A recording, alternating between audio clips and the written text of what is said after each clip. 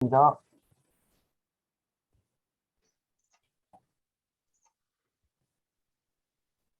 예, 화면 잘 보이십니까, 교수님? 예, 이제 보입니다.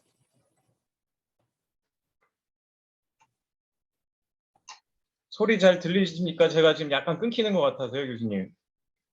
네, 잘 들립니다. 예, 알겠습니다. 예, 진행하겠습니다. 저 인천성모병원 이용석입니다. 그 전이암과 피부암에 대해서 이제 발표를 시작하도록 하겠습니다.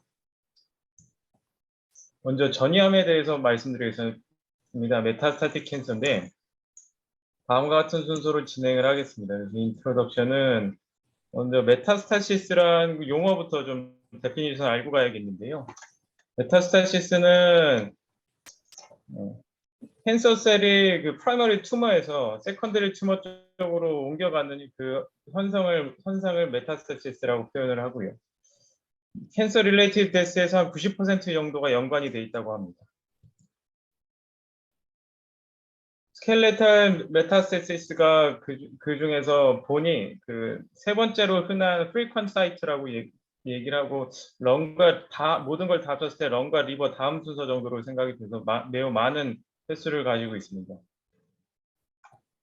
그래서 본 메타스타시스에서 컴플리케이션이 스켈레탈 릴레이티드 이벤트라고 표현을 하는데 보통 줄여서 약자로 SR이라는 표현을 많이 쓰고 있습니다. SR이가 많이 발생을 하는 것에 컴플리케이션이 노짐돼 있습니다.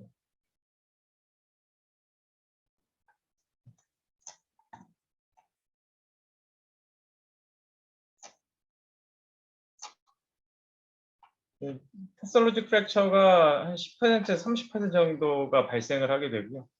가장 많이 발생하는 것이 피머의 프록시멀 파트라고 되어 있습니다. 인시던스를 보면은 브레스트 캔서에서 대략 한 65에서 75% 정도, 프로스테이트 캔서에서도 그 정도 수치를 보이고요. 그러니까 브레스트와 프로스테이트 캔서의 대부분의 환자들은 SRE가 발생한다고 생각하시면 됩니다. 사이로이드와 렁 캔서에서도 역시 많은 숫자가 발생하고 있습니다. 미디안 서바이벌을 보시게 되면은 일단 본 메타스타시스가 생기고 나면은 브레스트 캔서 환자에서는 보통 2년을 넘기가 어렵고 가장 오래 사는 경우가 사이로이드 캔서에서 4년 정도라고 보시면 되고요. 렁 캔서 같은 경우는 거의 반년 정도, 그 생존 기간이 사실 길지는 않습니다.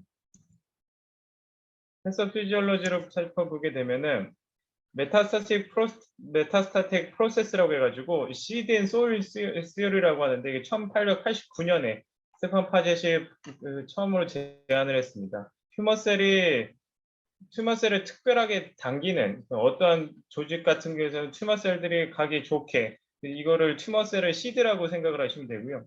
소일이라고 하는 것은 토양인데 그쪽에 그 튜머셀들이 좀 가기 좋은 환경들이 만들어진 거를 시드 앤 소일 시어리라고 표현을 합니다. 보시면은 다음과 같이 복잡한 과정으로 멀티 스텝으로 이어지게 됩니다. 엔지오스 제네시스가 생기게 되고 에피셀리얼 또 메센키멀 트랜지션으로 EMT라고 표현을 하는데 이러한 과정들을 표현해서 다음과 같은 많은 과정을 거치게 되고 이거를 도식으로 나타내면 이렇게 표현하겠네요.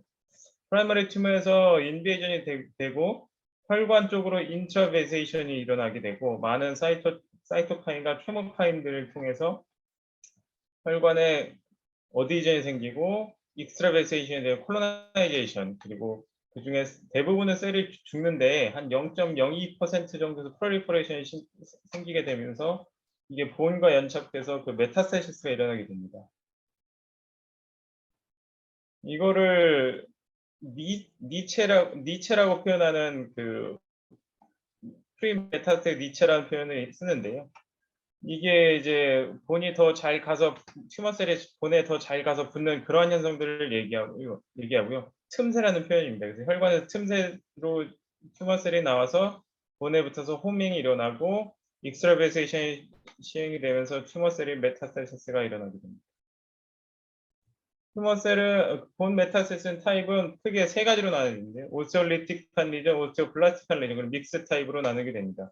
오스올리틱한 리전들은 모두 잘 아시겠지만 사이로드 캔서나 넌스몰셀 렁 캔서 등에서 브레스트 캔서에서 많이 나타나고 되고요. 오스오블라스틱 타입은 프로스테이트 캔서와 스몰셀 렁 캔서 이 두 가지 정도는 많이 들어보셨을 겁니다.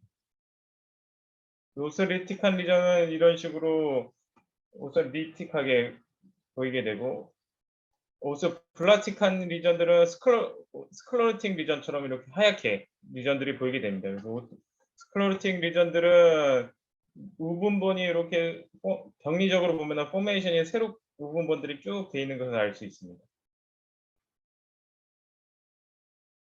다음 진단을 보시겠습니다. 진단은 가장 중요한 거는 스크리닝을 하는 거고요. 사인과 심통을 보는 건데, 본 페인이 가장 흔한 통증으로 나타나게 됩니다. 주로 밤에 통증이 더 악화되고요. 그 외에 하이퍼칼세미아나 스파이널 코드 컴프레션 등으로 증상이 나타나는 경우들도 있습니다.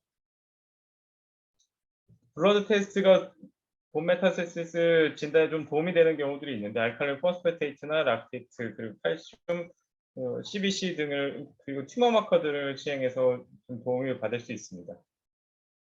이미징 스터딩, 그 다음 순서는 역시 이미징 스터딩이 중요한데요.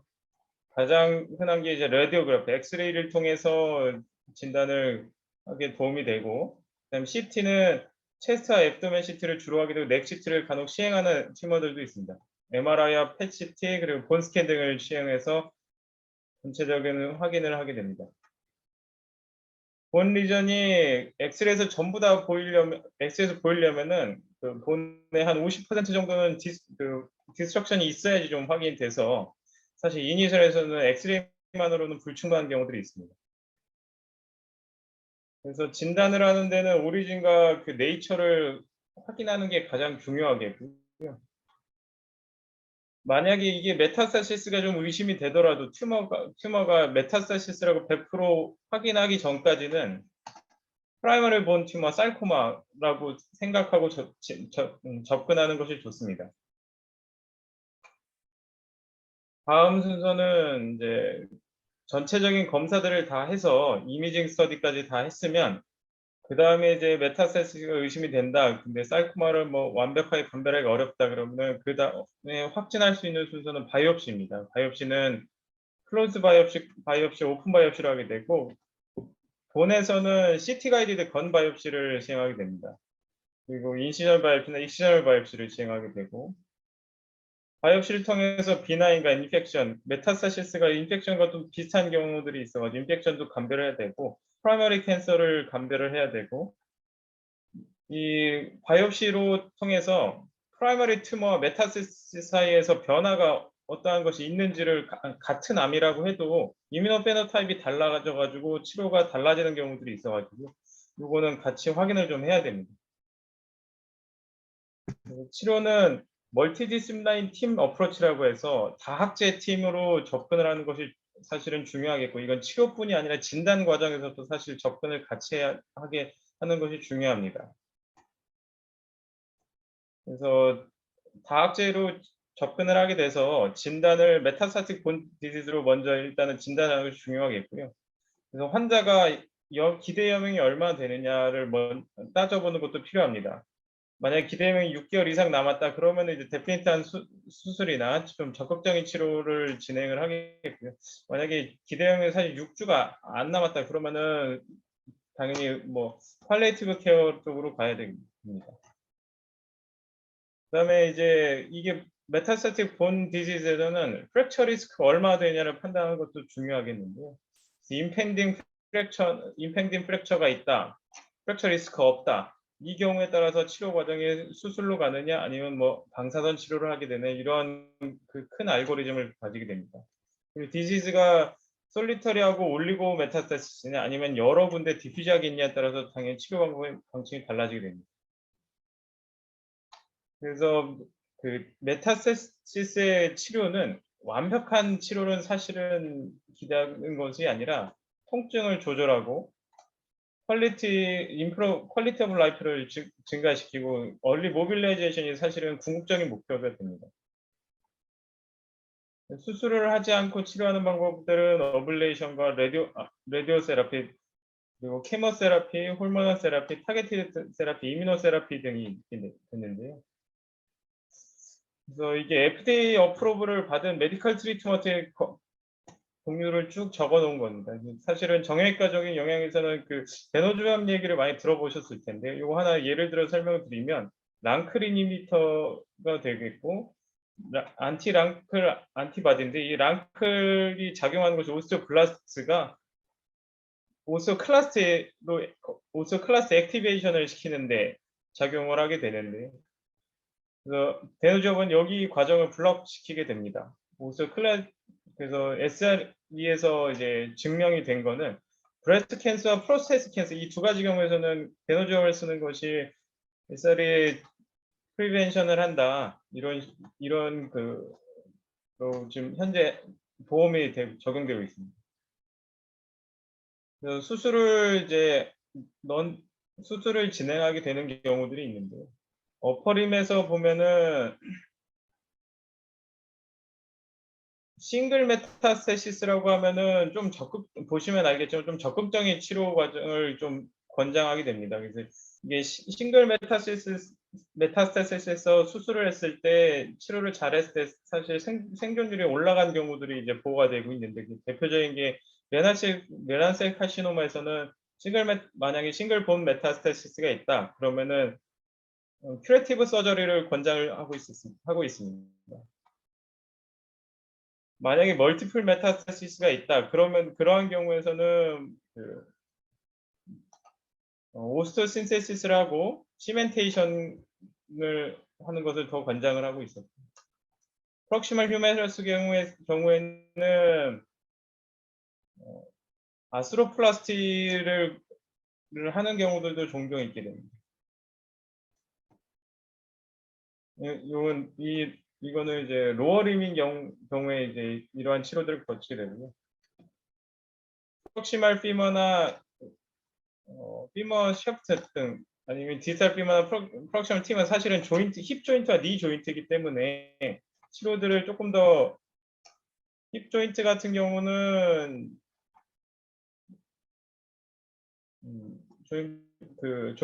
조인트 아스로플라스티를 하는 경우들이 종종 있게 되고요. 싱글 메타스테시스에서는 조금 더 적극적인 치료를 권장하고 있습니다. 이게 프록시멀 피머의 베이스 오브 넥 프랙처 메타스테시스에 의한 패솔로지 프랙처인데 바이폴러 아스로플라스티를 하는 경우들도 있다. 예시로 하나 보여드리겠습니다. 케이스 하나만 보여드리겠는데요. 67세 여자 환자고 런 캔서가 히스토리 있었습니다. 레프트 사이드 페인이 발생을 했고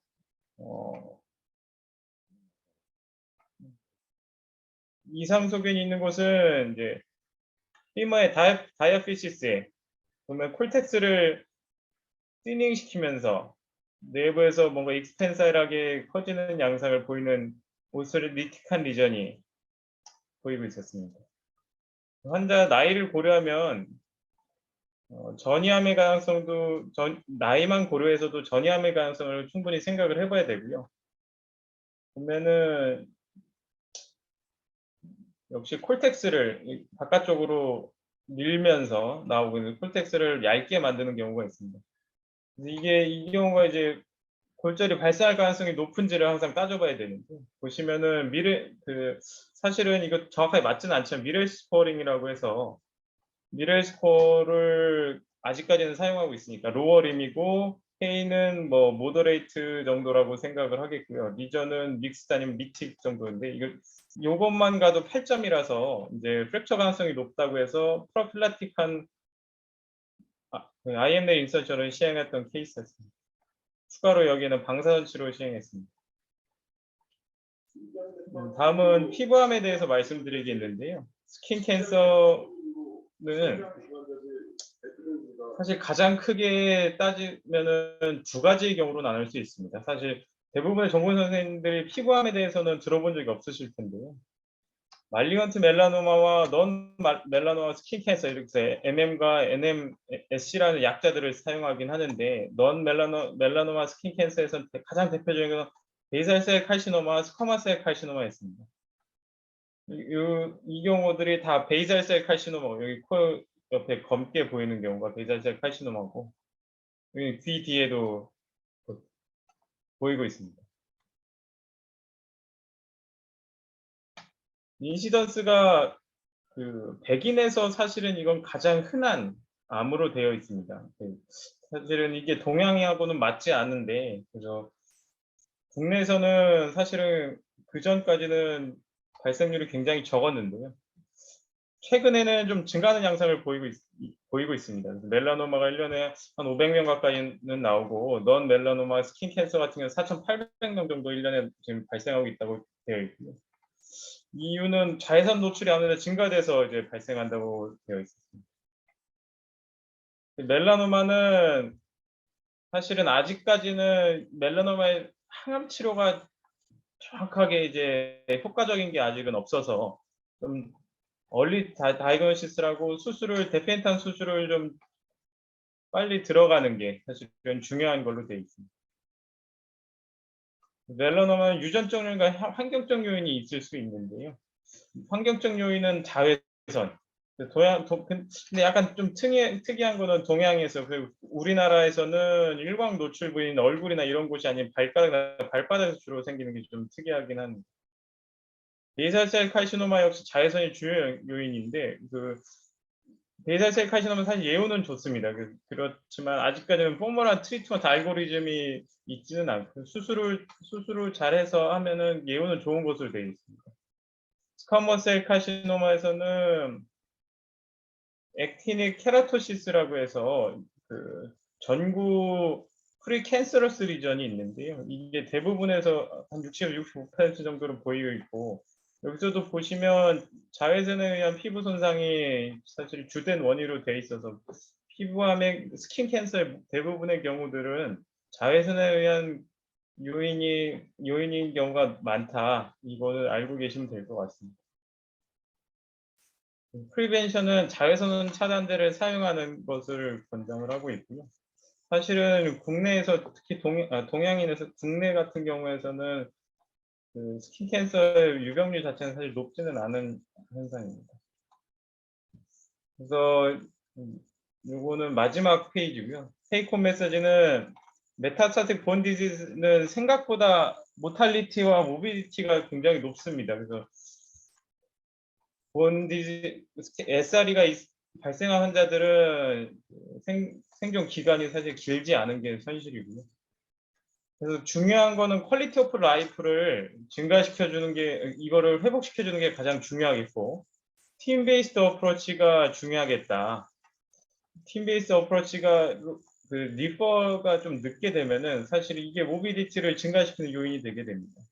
그래서 이 팀 어프로치를 해서 진단을 빠르게 잘하고 프로필라틱한 어프로치를 잘해서 페인 릴리프와 펑션을 좀 좋게 만드는 것이 가장 중요하겠습니다.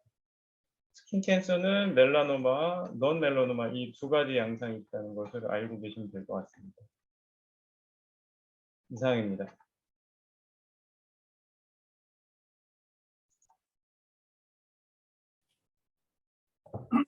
네, 우리 이용석 교수님께서 전이암 그리고 피부 종양에 대해서 아주 핵심적인 내용을 잘 정리를 해주신 것 같습니다. 지금 혹시 저희 화면이 꺼져 있는 분들은 화면을 좀 켜주시고요. 예전에 제가 전공의 때만 해도 패솔로지 프랙처가 있으면은 이제 보통 라이프 익스펙턴시가 얼마냐 이런 거를 가지고서 이제 결정을 하는데 한 1년이었던 것 같아요. 1년 이상 살면은 뭐 수술을 해라 뭐 이런 기준이었던 것 같은데 제가 배울 때는. 근데 지금 보니까 아까 말씀하신 대로 뭐 6개월 그다음에 뭐 6주 이런 식으로 해가지고 분류를 하는 것 같고, 아마도 이런 기준들은 점점 시간이 가면 갈수록 점점 줄어들지 않을까. 환자가 어떻게 뭐 그동안에 계속 아프게 지낼 수는 없지 않습니까? 그래서 이게 점점 바뀌는 게 아닌가 이런 생각도 들고 그런 것 같습니다. 아무튼 최신 트렌드는 이렇게 점점 줄어들지 않나 이런 생각이 들고, 우리 동양 교수님들, 신수환 교수님, 김인욱 교수님, 그다음에 아까 저기 많이들 와주셔서 감사드리고요. 먼저 일단 채팅창에 올라온 것부터 먼저 하나만 질문 좀 드리겠습니다. 빈센트 병원 3년차 박종호 씨, 프로스테이트 캔서와 브레스트 캔서 메타스타시스에서 데노스밥을 사용할 수 있다고 말씀하셨는데 그 이외 캔서에서도 사용을 할 수가 있나요? 라고 이렇게 요즘 워낙 데노스밥이 뭐 오스테오포시스도 그렇고 캔서에서도 그렇고 많이 사용되기 때문에 우리가 조금 궁금할 수 있을 것 같습니다. 우리 이용석 교수님께서 한번 좀 정리를 좀 해주시기 바랍니다. 예, 사실 다른 종양에서는 아직 에비던스가 좀 부족하긴 해서 사실은 저희 우리나라에서 보험 자체가 안 되고 있습니다. 데노즈업을 다른 암에서 쓰는 게. 이게 그래서 지금 제가 알기로는 일단은 다른 암에서는 아직 데노즈업을 사용하지는 못하는 상황으로 좀 알고 있는데요. 혹시 주민욱 교수님 뭐 데노즈업 다른 암에 사용하는 것에 의견이 있으실까요, 교수님? 제가 정리를 좀 해드리면 한국에서 브레스트 캔서와 프로스테이트 캔서에 대해서만 데노스마블 보험을 해주는 이유는 이전에 사용하던 졸레드로네이트에서 그 두 암에서만 보험을 해줘서 형평성을 맞추기 위함이지 다른 암에 효과가 없어서는 아닙니다. 실제로 FDA 승인을 받을 때 졸레드로네이트에 대해서 두 가지 암에 대해서는 더 우월한 효과가 있다는 걸로 인증을 받았고 다른 암들에 있어서도 졸레드로네이트와 비교했을 때 뒤지지 않는 효과가 있다는 것으로 FDA 인증을 다 받았습니다. 처음에 인증을 받을 때는 우리나라에 들어와서 사용이 될 때 프로스테이트 캔서와 브레스트 캔서에는 모두 보험 적용이 가능한 것을 처음에 됐었는데요. 보험 재정에 문제가 생기면서 작년 초부터는 호르몬 세라피에 효과가 있는 동안에는 전립선암에서도 보험을 해주지를 않습니다. 그래서 결국에는 모든 암에서 다 효과가 있는 걸로 입증이 되어 있는 상태입니다.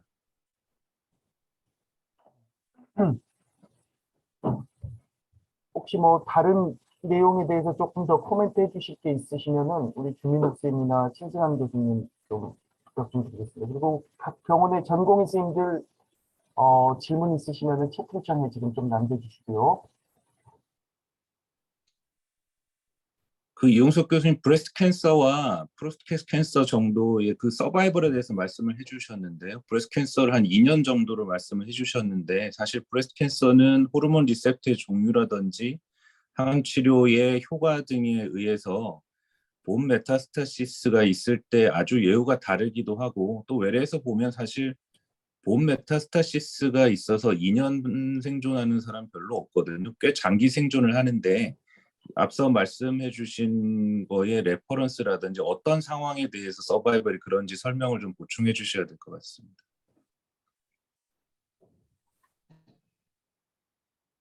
예, 요거는 레퍼런스가 사실은 미국 기준이기는 합니다.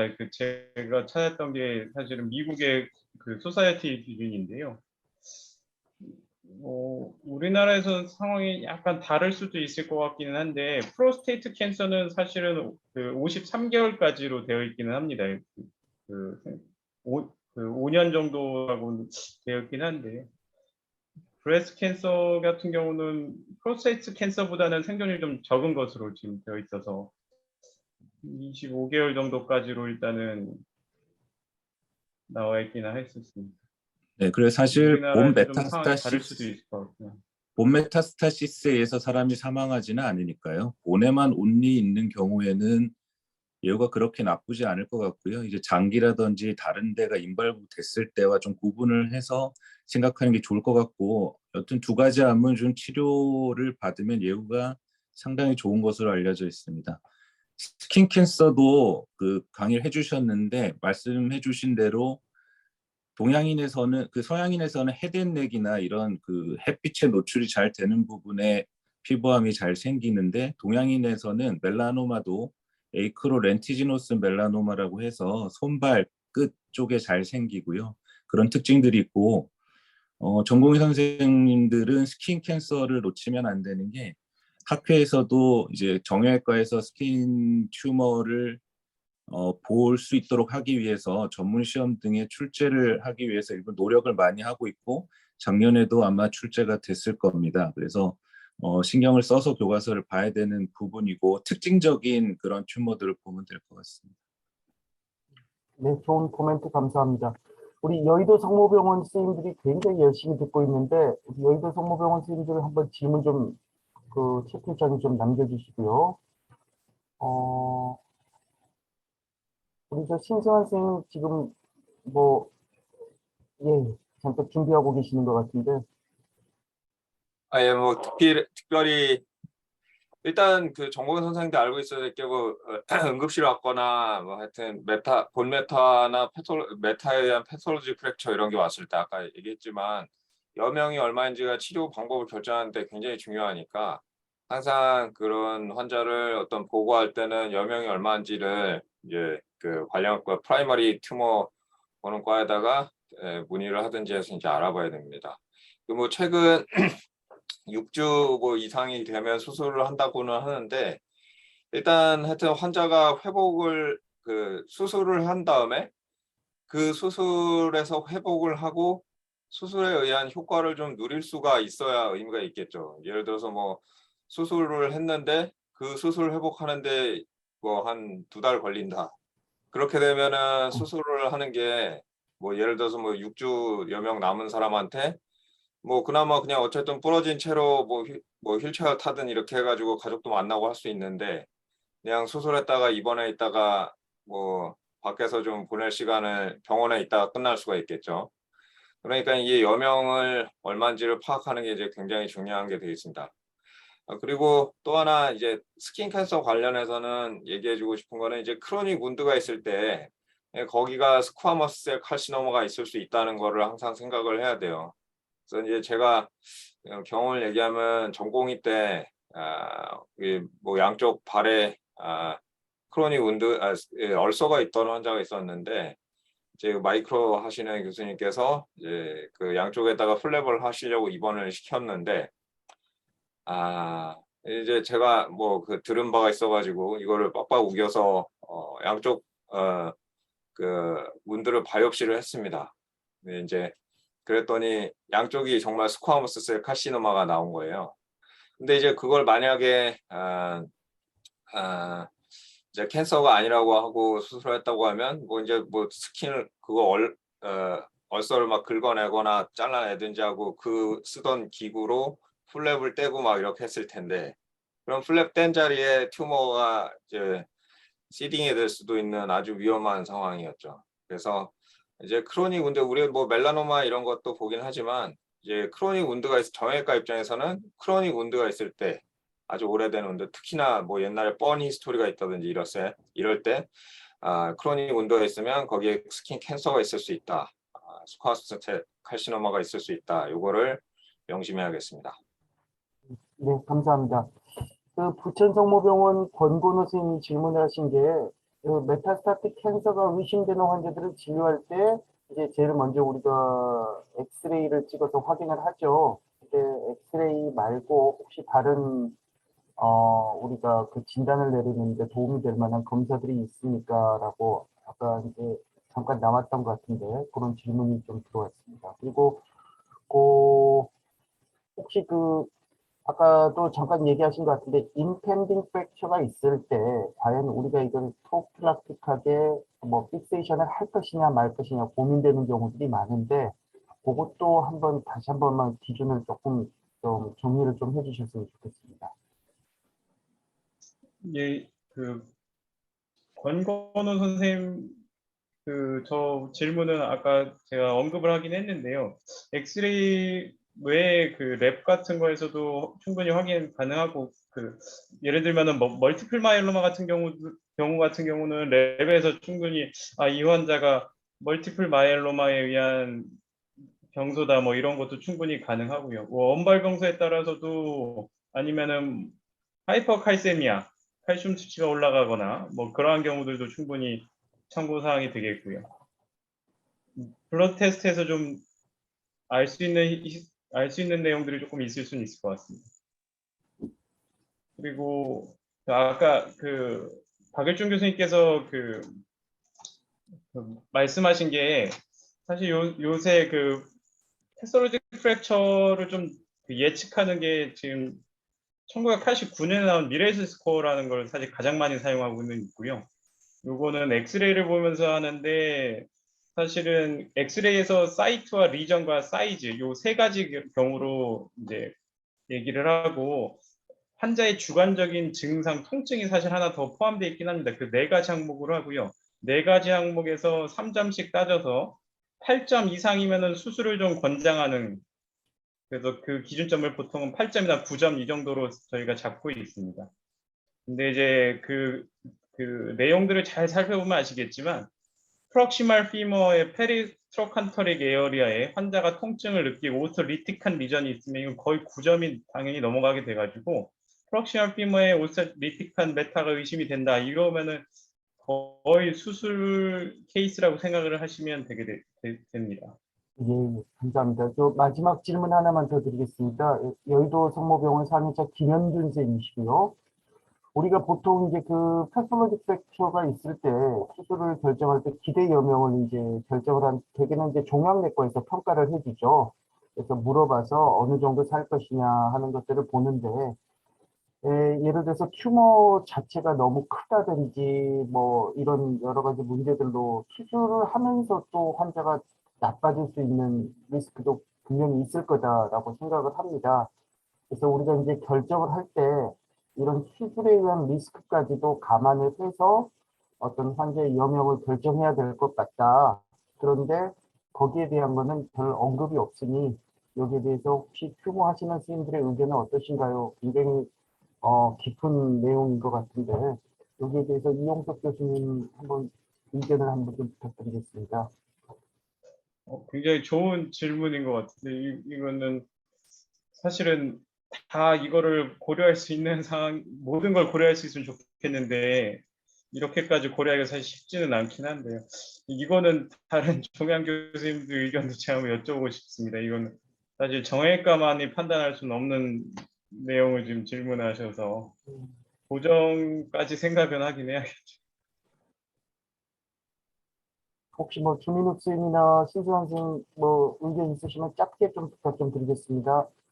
당연히 이걸 이제 고려를 해야 되고요. 그 실제로 내과나 이런 데서 의뢰가 왔을 때 제가 가장 많이 하는 말 중에 하나인데 이제 뭐 본메타 왔다고 수술 해달라고 연락이 왔는데 수술 위험성이 큰 경우가 많거든요. 이게 메타 환자들은 특히나 겉보기에 괜찮아 보여도 실제 전신 상태는 이렇게 수위를 넘나들고 있는 상태가 많습니다. 이제 그 상태에서 수술을 해가지고 거기에 이제 블리딩이 많이 생기거나 뭐 수술 시간이 길어지거나 이런 식으로 되게 되면 그 수위를 넘나들다가 어느 순간을 탁 넘어가는 그런 경우가 사실 많이 생기고요. 그래가지고 뭐 수술했다가 ICU 들어갔다가 못 나오고 거기서 그냥 뭐 생을 마감하게 되는 경우가 많이 있어가지고 이 환자 전신 상태 분명히 이제 파악을 해야 되고 그걸 이제 수술 방식에도 적용을 해야 되는 겁니다. 그래서 예를 들면 피머 샤프트에 메타가 있다. 그래서 이제 임팩팅 프랙처가 있다. 근데 우리가 좀 더 환자 컨디션이 괜찮고 한다고 하면 그 부분을 튜머를 긁어내고 그다음에 뭐 IMNL을 픽세이션 한 다음에 거기다가 시멘팅까지 하고 뭐 이렇게 하는데 아주 환자의 기대 여명이 길지 않은데 당장 이제 페인이 심하고 그래서 페인 컨트롤만 당장 해줄 때는 뭐 내일만 그냥 넣기도 합니다. 일반적으로 뭐 튜머에다가 튜머를 제거를 하고 시멘팅까지 해야지 훨씬 스테이블하고 종양 리커도 막을 수 있는데 환자 기대 여명이 짧은 경우에는 그리고 수술 시간을 줄이고 빠르게 끝내기 위해서 그런 식으로 수술의 위험성을 줄이는 거죠. 그런 식으로 해서 환자 전신 상태라든가 내가 할 수 있는 이 수술 자체의 크기 그리고 그런 것들을 다 이제 그 수술 여부나 수술 방법에 반영을 해서 치료 방침을 결정을 합니다. 근데 이거는 케이스 바이 케이스로 맞춰야죠. 이거 어떤 기준이 딱 있는 건 아니고. 네, 좋은 코멘트 감사드립니다. 결국 우리가 생각해야 되는 게 우리가 병을 치료하는 게 아니라 환자를 치료한다는 것을 항상 전제로 생각을 하고 판단을 해야 될 문제가 아닌가 생각합니다. 그럼 오늘 시간이 조금 지났습니다. 오랜 시간 동안 강의해 주신 이용석 교수님께 진심으로 감사드리고요.